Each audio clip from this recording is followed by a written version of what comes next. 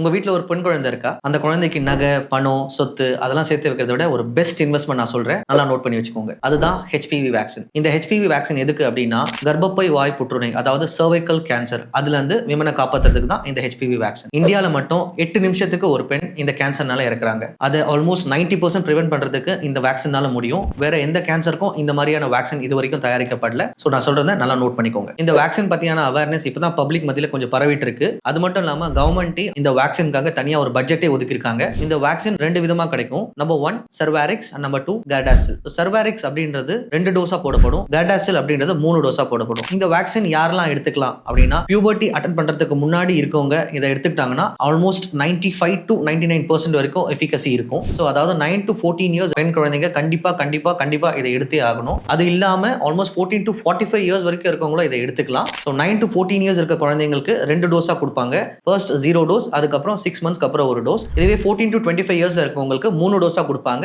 0, 2 and 6. என்ன boys girls எல்லாம் பாவம் நினைக்கிறீங்களே தம்பிங்களா, இதுல இருந்து நம்மளும் தப்பிக்கவே முடியாது.